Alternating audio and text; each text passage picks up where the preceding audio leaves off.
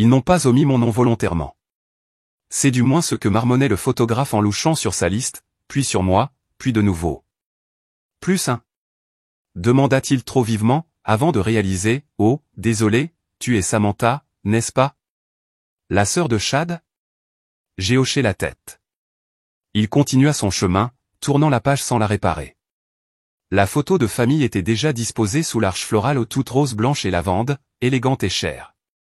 Je me tenais juste à l'extérieur du cadre, près d'une colonne enveloppée de lumière scintillante, serrant la petite pochette que maman m'avait offerte il y a des années. Elle l'a qualifiée d'intemporelle, comme si cela compensait le silence. Comme ma robe était bleu marine, la même que celle que je portais lorsque Chad a obtenu son diplôme universitaire, je m'en suis souvenu parce que maman a dit que cela nous portait chance ce jour-là. Avant les refus d'emploi, avant l'inondation des appartements, avant que tout le monde n'arrête de me demander comment j'allais vraiment. Elle l'appelait ma robe porte-bonheur. Je ne l'avais pas portée depuis. Maintenant, j'étais de nouveau là, même robe, même famille, mais pas de photo. À l'intérieur, la musique enflait, quelque chose de classique avec un remix moderne, du genre qui prétend avoir du sens. Je suis resté près du bord de la piste de danse, suffisamment près pour être poli, suffisamment loin pour ne pas l'interrompre. Personne ne l'a remarqué. Quelqu'un est passé à côté et a dit, ce doit être la sœur du consultant. Le mot, consultant, leur a toujours semblé être un remplissage, comme quelque chose que les gens disaient alors qu'ils n'avaient pas encore compris la vie. J'ai souri légèrement, parce qu'ils ne savaient pas et parce qu'ils ne l'avaient jamais demandé. Le marque-place indiquait Samantha Fields, un F minuscule taché d'encre, niché près du bord de la table 14 ni avec sa famille, ni avec de vieux amis, juste quelque part entre l'ex-petit ami d'un cousin éloigné et quelqu'un de la fraternité universitaire de Chad. Ils étaient déjà en pleine conversation sur la cryptographie et les équipements de randonnée. J'ai souri, j'ai sorti la chaise et j'ai doucement plié ma serviette. Le linge sentait le lilas. Pendant une seconde, je me suis figé. Ce parfum venait du jardin de grand-mère, à l'époque où elle taillait les buissons avec son chapeau de soleil, fredonnant de vieux hymnes dans sa barbe. Elle a planté des lilas pour qu'ils fleurissent juste à temps pour les grands événements, remise de diplômes, récital, mariage. Le parfum a toujours signifié votre appartenance. Maintenant, cela ne signifiait plus que de l'argent et du parfum. L'une des demoiselles d'honneur, scintillante de satin et de bronzage, se pencha vers moi avec un sourire exercé. « C'est vous qui êtes indépendant, n'est-ce pas ?» elle a demandé. « Nous ne pensions pas que vous viendriez. » Elle le pensait gentiment, je pense, ou peut-être pas. J'ai attrapé mon verre d'eau et j'ai aperçu Chad à travers la pièce, en train de rire, un verre à la main, entouré d'amis qui ressemblaient à des couvertures de magazines. « Elle change de travail comme de tenue », a-t-il déclaré. Quelqu'un a ri trop vite. Il a continué, nous l'appelons simplement l'artiste du chômage. Plus de rire, plus fort cette fois. Je n'ai pas réagi, j'ai juste laissé le verre toucher mes lèvres froides, toujours ancrées. La demoiselle d'honneur a regardé entre moi et les rires, ne sachant pas quoi dire. Je lui ai épargné ce problème et j'ai souri à nouveau. J'ai toujours su disparaître en cas de besoin. Je ne suis pas sorti pour pleurer. Je suis allé au vestiaire, surtout pour respirer. Il faisait plus frais là-bas, loin du tintement du champagne et de la joie organisée. Les vestes pendaient en rangées soignées comme de vieux fantômes. Mes doigts les effleurèrent, s'arrêtant sur celui qui ressemblait à celui de papa même si ce n'était pas le cas. Il n'est pas venu. Il a dit que sa hanche lui faisait mal, mais je savais ce qu'il en était. Il choisissait toujours un camp, même lorsque personne ne le lui demandait. Je restais là, décidant si je devais simplement partir, appeler une voiture, inventer une excuse pour me sentir mal. C'est alors que j'ai entendu des talons, des pas doux et mesurés. Maman. Elle est entrée comme si elle ne voulait pas me trouver, mais bien sûr, elle l'a fait. Elle a toujours su où j'avais disparu. Même lorsqu'elle était enfant, elle ne parlait pas tout de suite, elle se contentait d'ajuster le châle sur ses épaules et de me regarder dans le miroir au-dessus du porte-manteau. Puis, doucement. S'il vous plaît, ne gâchez pas le moment de Chad. Soyez simplement tranquille aujourd'hui. Ce n'était pas cruel, juste pratiqué comme quelque chose qu'elle avait dit auparavant. Peut-être pas à voix haute, mais dans la façon dont elle me regardait chaque fois que j'essayais. J'ai hoché la tête, non pas parce que j'étais d'accord, mais parce que je n'avais pas l'énergie d'argumenter. Elle a touché mon bras une fois, brièvement, et est sortie. Derrière elle, j'ai vu mon reflet, une robe bleu marine, un léger pli au milieu, la couleur des lèvres s'estompe. J'avais l'air de quelqu'un qui essayait de ne pas se faire remarquer et qui réussissait. Un souvenir est revenu sans y être invité, 12 ans, un journal local. Mon poème sur la mer avait été publié. Maman l'a découpé et l'a plié dans son portefeuille. Pendant un petit moment, elle a porté mes mots à côté de ses cartes de crédit. Mais le temps a passé. L'éloge s'est évanoui. Moi aussi. La terrasse du jardin était pratiquement vide, juste des guirlandes lumineuses au-dessus et le bourdonnement d'une fontaine lointaine. Quelques invités se sont attardés au bar, équilibrant leurs boissons avec des cadeaux de mariage et des bavardages sans enthousiasme. Je n'avais pas l'intention de commander quoi que ce soit, je voulais juste un endroit où la musique ne pourrait pas me suivre. Puis j'ai entendu une voix, calme, mesurée. Tu es plus courageux que moi. Je ne survis jamais à ces choses sans boire. Je me suis retourné. Il était plus âgé que Shadow, peut-être au début de la quarantaine. Un costume impeccable, une posture détendue, le genre d'homme qui n'a rien à prouver. J'ai souri poliment, ne sachant pas quoi dire. Il lui tendit la main. Elliot acquiesça-t-il. Samantha. Il ne l'a pas dit comme une question. J'ai hésité. C'est comme ça qu'il m'appelle. Il haussa un sourcil. Est-ce qu'ils savent au moins ce que vous faites? J'ai presque ri. Non, mais ils aiment le mystère. Cela facilite le rejet. Il sirota son verre tout en m'observant, non pas comme s'il jugeait, mais comme s'il le savait déjà. J'ai jeté un coup d'œil vers la maison. Je ne m'attendais pas à rester aussi longtemps. Tu es toujours aussi préparé. Je ne suis pas sûr de ce que tu veux dire.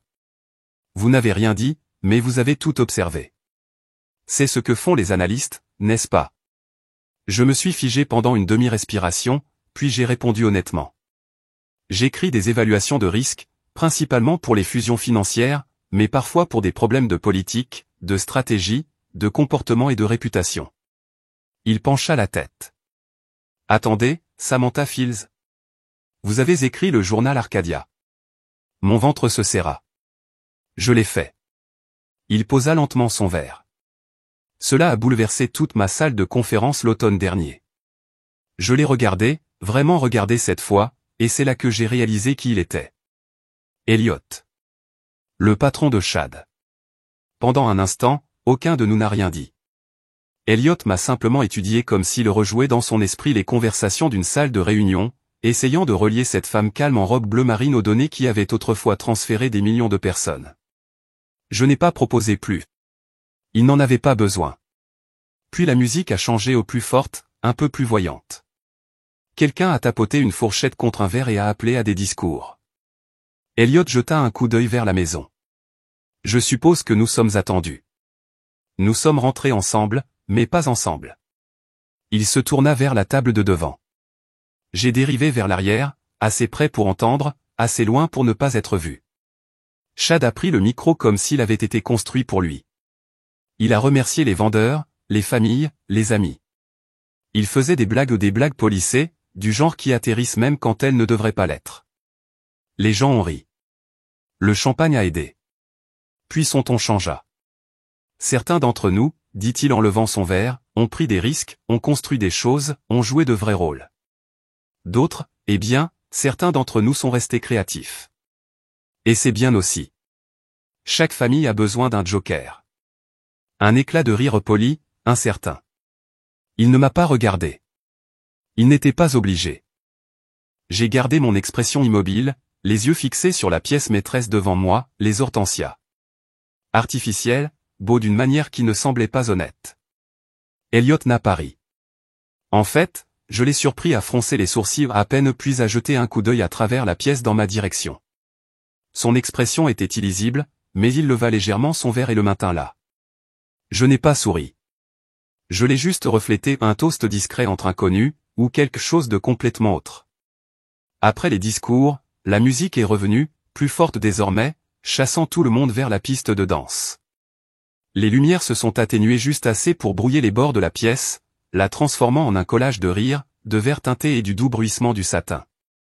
Je suis ressorti à nouveau. Le patio était plus calme, éclairé par la douce lueur des lanternes du jardin. Je m'appuyais contre la balustrade et regardais les libellules danser au-dessus de l'eau. Juste un instant, je me laisse respirer. Puis j'ai entendu des pas réguliers, familiers.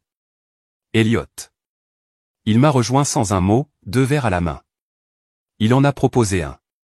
Pas de pression, toujours en retrait. Il a demandé à voix basse, c'est là que je fais mon meilleur travail. Il sourit à cela. Nous restâmes là, écoutant la musique sourde derrière nous. Puis il dit, presque avec désinvolture, êtes-vous toujours avec Arcadia?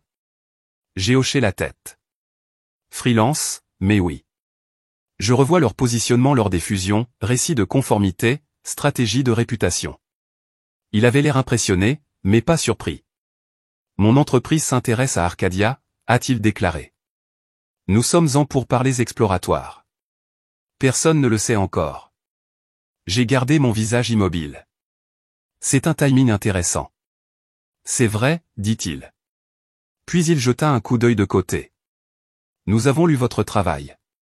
Votre livre blanc sur les frictions institutionnelles a recadré toute notre approche. Je n'ai pas répondu. Je viens de prendre une petite gorgée du verre. Il a poursuivi, il y a beaucoup de bruit là-bas, des gens qui veulent de l'attention, des titres, des gros titres. Et puis il y a des gens qui changent les choses en silence, le genre de bruit qui essaie d'oublier. Il ne parlait plus seulement d'affaires. De retour à l'intérieur, quelqu'un a ri trop fort à un cousin, peut-être, ou un des amis de travail de Chad. Je m'en fichais. Assez pour vérifier, dit encore Elliot, plus doucement cette fois. J'aimerais vous faire entrer. Pas Chad. Vous. C'était la première fois que je réalisais qu'il se souvenait de lui, mais il m'avait oublié jusqu'à maintenant. De retour à l'intérieur, la foule s'était déplacée. Le DJ annonçait maintenant des jeux, des anecdotes, des danses de couple, des toasts de la noce. Je suis passé inaperçu, comme je l'ai toujours fait. Près de la table des cadeaux, le plan de salle était posé sur un chevalet. Garniture dorée, cartes manuscrites, fioritures et rubans, et papier cartonné importé. Je ne l'avais pas regardé plus tôt. Maintenant, je l'ai fait. Mon nom était là, à peine. Samantha Fields, mal orthographié. Encre légère, comme si l'imprimante était épuisée. Pas de numéro de table à côté, juste une flèche pointant vers le débordement. Ça aurait été drôle si ça ne piquait pas. Je l'ai regardé plus longtemps que j'aurais dû, puis quelque chose d'autre a fait surface, un souvenir auquel je n'avais pas touché depuis des années. La dissertation universitaire de Chad, celle qu'il n'a pas pu terminer. Je l'avais réécrit pour lui, mot pour mot, la veille de la date prévue. Nos parents n'étaient pas en ville et il a paniqué. Je suis resté éveillé jusqu'à 14 heures, éditant entre des gorgées de café tiède. Il monta, tour complet, premier choix. Il n'a jamais dit merci. Pas une seule fois. J'ai chassé le souvenir, j'ai ajusté mon châle et je me suis tourné vers le couloir arrière. Elliot était là, debout près de l'entrée de la cuisine. Il m'a tendu une carte, élégante, en relief et plus lourde qu'elle n'en avait l'air. Je vous contacterai, dit-il, puis, après une pause, nous ne publions pas avec qui nous travaillons, mais votre nom est déjà dans la salle. J'ai glissé la carte dans ma pochette sans regarder. Pas de grands gestes, pas de scène. Juste un élan tranquille, le genre de gens qui ne le remarquent que lorsqu'il est trop tard. Le dîner était presque terminé. Les lumières s'éteignirent un peu plus, rendant tout orange. Le dessert venait d'être servi, une tourte citron framboise avec une génoise, du sucre et des flocons d'or. Assez vide. Personne à ma table n'a touché à la leur. Je n'avais pas prévu de rester aussi longtemps. Le MC est revenu au micro, provoquant une dernière série de remerciements. Quelques personnes applaudirent, plus par politesse que par attention. La pièce s'était adoucie, les boissons s'étaient installées et les conversations étaient plus calmes désormais. C'est alors qu'Elliot se leva. Pas de fanfare, pas de tintement de verre. Juste une présence calme, celle qui fait taire une pièce sans essayer. Je voudrais remercier les mariés, a-t-il déclaré. Pour une belle soirée. Tout le monde a applaudi. Puis il a poursuivi, il y a quelqu'un d'autre ici ce soir qui a fait une différence, non seulement dans ma vie mais aussi dans la façon dont mon entreprise évalue la stratégie de risque et le capital humain. Les gens bougeaient sur leur siège. Chad s'assit plus droit. Elliot fit une pause, laissant le moment s'étirer. Son travail a changé notre façon de penser et de prendre des décisions. Elle a redéfini la façon dont nous gérons la volatilité, non pas avec du volume mais avec clarté. Chad regarda autour de lui, presque amusé, attendant que le compliment atterrisse là où il le pensait. Elliot se tourna et me regarda. Mademoiselle Fields, dit-il. C'est un honneur. Nous aurions dû vous embaucher plus tôt. La pièce ne halta pas. Ce n'était pas nécessaire. Le silence a fait tout le travail. Fork s'arrêta dans les airs. Quelques têtes se tournèrent.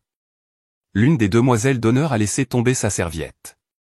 La bouche de Chad s'entr'ouvrit légèrement, mais aucun son ne suivit. Je n'ai pas parlé. Je n'ai pas résisté. Je viens de lever mon verre, un petit signe de tête. Aucune prestation. Et Elliot? Il hocha la tête en retour, comme si c'était déjà réglé. Parce que c'était le cas. Après cela, les choses ne sont pas revenues à la normale. Pas tout de suite. La musique reprit, entraînante, un peu trop forte, comme si on avait demandé au DJ de détendre l'ambiance. Mais l'énergie dans la pièce avait changé. Cela se ressentait dans la façon dont les gens parlaient, plus prudents maintenant, dans la façon dont leurs yeux me suivaient, puis détournaient rapidement le regard. Je n'ai cherché personne, mais ils sont venus lentement. Un cousin germain à qui je n'avais pas parlé depuis des années s'est penché et a murmuré, « J'ai toujours pensé que tu étais juste silencieux. Je n'avais pas réalisé que tu travaillais réellement. » Un autre invité, quelqu'un du cabinet de Chad, m'a adressé de douces félicitations, puis m'a rapidement demandé si j'acceptais de nouveaux clients.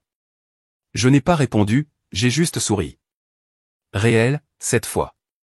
Pas le genre que j'avais l'habitude de forcer lors des anniversaires et des barbecues. Celui-là avait du poids. Chad n'est pas venu. Il se tenait près du bar, un verre à la main, hochant la tête en suivant l'histoire de quelqu'un sans vraiment écouter.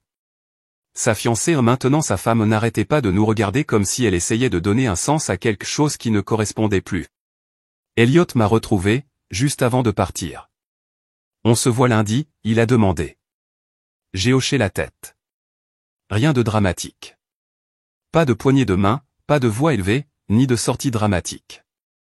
Juste un accord entre égaux. Je serai consultant sur l'acquisition d'Arcadia. Division du Tchad. Mais Elliot n'a jamais dit cela à voix haute, et je ne lui ai pas demandé. Il ne s'agissait pas de vengeance. Pas plus.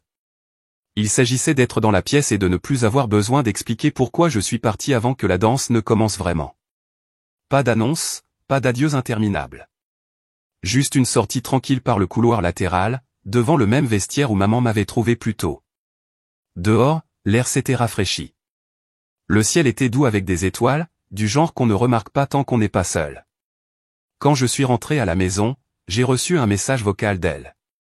Sa voix était mesurée, comme si elle lisait un scénario. Elle n'était pas sûre d'y croire. « Je suis heureuse que tu ailles bien, dit-elle. C'était agréable de vous voir. Chad est sous beaucoup de pression maintenant. Peut-être que vous pourriez parler tous les deux. Peut-être que vous pourriez l'aider. » Elle ne s'est pas excusée. Elle ne m'a pas demandé comment je me sentais. Je viens de suggérer, comme au bon vieux temps, que je rejoue le jeu régulier. Je n'ai pas rappelé. Au lieu de cela, j'ai cherché un cahier rangé dans le tiroir de ma cuisine, du genre avec des coupures de recettes et des listes d'épicerie à moitié terminées. Je me suis tourné vers une page blanche et j'ai écrit une recette. 4 quarts au citron. Celui que grand-mère préparait. Celui que personne d'autre n'a jamais pris la peine d'apprendre. Celui que maman disait n'en valait plus la peine. Mais je me souvenais de chaque étape. J'avais toujours le vieux papier glissé entre les pages d'un livre que personne n'avait jamais emprunté. Quand j'ai fini d'écrire, j'ai déchiré la page, je l'ai soigneusement pliée et je me l'ai envoyée par courrier. Aucune note, aucune explication. Juste un rappel discret de tout ce qu'ils ont oublié et de tout ce que je portais encore. Une semaine s'est écoulée avant que j'ouvre l'enveloppe. Il était arrivé comme n'importe quel autre courrier. Rien de spécial concernant l'écriture ou le cachet, mais je savais ce qu'il y avait à l'intérieur. Je l'avais envoyé, après tout. J'ai déplié la recette et l'ai posée à plat sur le comptoir de ma cuisine. L'écriture était de moi. Le souvenir ne l'était pas. Il appartenait à une version de moi dont personne ne se souvenait, celui qui apportait un gâteau au citron aux réceptions scolaires, qui veillait tard pour retaper ses devoirs, qui veillait à ce que les anniversaires soient célébrés même lorsque personne d'autre ne le faisait. J'ai allumé une bougie au parfum lilas, comme au mariage, comme dans le jardin de grand-mère. l'air s'est rempli lentement et pour la première fois depuis longtemps, je n'avais pas l'impression de courir après quelque chose, de prouver quelque chose ou d'attendre que quelqu'un me voie. Je me tenais près de la fenêtre, regardant la ville bourdonner en contrebas, à un rythme doux et différent du mien. Ensuite, j'ai fait quelque chose de petit. J'ai ouvert un dossier sur mon ordinateur portable, intitulé « Brouillon », et j'ai supprimé les emails que je n'avais jamais envoyés.